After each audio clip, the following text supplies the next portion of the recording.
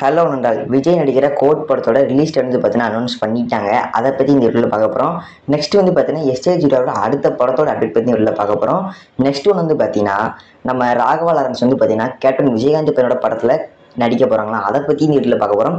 இந்த மாதிரி வீடியோஸ் பார்த்துட்டு நம்மளோட சேனல் சப்ஸ்கிரைப் பண்ணிக்கோங்க, லைக் பண்ணுங்க, ஷேர் பண்ணுங்க. அப்புறம் தான் நான் அதுமாதிரி போடுற சினிமாவில் நடக்கிற எல்லா விஷயத்தையும் ஒரு நாளில் நடக்கிற விஷயத்த ஒரே நாள் நைட்டு நோட்டிஃபிகேஷனில் உங்கள்கிட்ட வந்து சேர்க்க முடியும். ஸோ அதுக்கு இப்போவே நம்மளோட சேனலை சப்ஸ்கிரைப் பண்ணி பெல் பட்டன் ஆளில் போட்டு வச்சுக்கோங்க. அப்போனா தான் இன்றைக்கி டேட்டில் என்ன நடந்திருக்கு அப்படிங்கிறத நீங்கள் தெரிஞ்சுக்கிற முடியும்.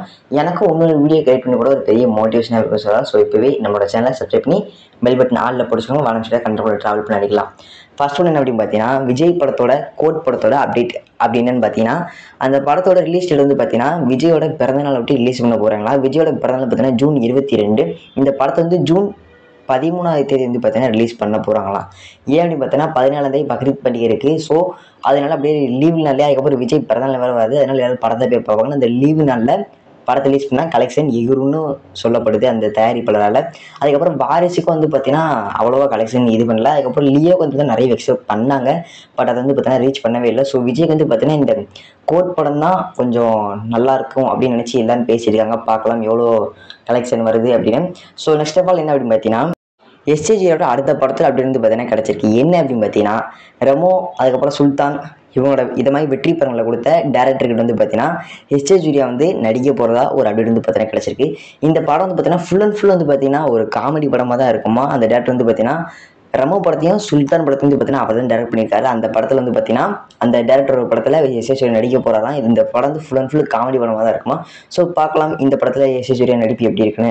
இது எப்படி ரிலீஸ் ஆகும் கன்ஃபார்ம் 1 year ஆயிரும். ஸோ நெக்ஸ்ட் ஆஃப் ஆல் என்ன பார்த்தீங்கன்னா, ராகவா லாரன்ஸ் வந்து பார்த்தீங்கன்னா இந்த கேப்டன் விஜயகாந்தோட படத்தில் நடிக்க போகிற விஷயம் இருக்குது. என்ன அப்படின்னு பார்த்தீங்கன்னா அவர் என்ன சொல்லியிருக்காருன்னா, கேப்டன் விஜயகாந்த் ரொம்ப நல்ல மனுஷர். அவர் வந்து பார்த்தீங்கன்னா நிறைய ஹீரோவோட படத்துக்கு கேமியோ ரோல் நடிச்சு கொடுத்துருக்காரு. ஃபார் எக்ஸாம்பிள் நம்ம விஜயோட படத்தில் கூட வந்து பார்த்தீங்கன்னா ஒரு கேமியோ ரோல் நடிச்சிருப்பாரு. எல்லாத்துக்குமே தெரியும், தெரியாத யாருமே இருக்க முடியாது.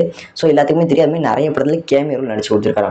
அதே மாதிரி கேப்டன் விஜயகாந்த் நடிக்கிற கேப்டன் விஜயகாந்த் பையன் நடிக்கிற படத்தில் ராகவா லாரன்ஸ் வந்து பார்த்தீங்கன்னா ஒரு கேமியோ ரோல் பண்ண போகிறாராம். இது வந்து பார்த்தீங்கன்னா கேப்டன் விஜயகாந்த் காண்டி அவரோட பையனோட படத்தில் ராகவா லாரன்ஸ் கேமியோ ரோல் பண்ண போகிறாருன்னு அவர் சொல்லியிருக்காரு. ஸோ இன்னைக்கு சினிமாவில் நடந்த உங்கள்கிட்ட சேர்த்துட்டு நாளைக்கு இதே மாதிரி என்ன நடக்குது உங்கள்கிட்ட சேர்க்கணும்னா நீங்கள் என்னோட சேனல் சப்ஸ்கிரைப் பண்ணி மட்டும்தான் பார்க்க முடியும்.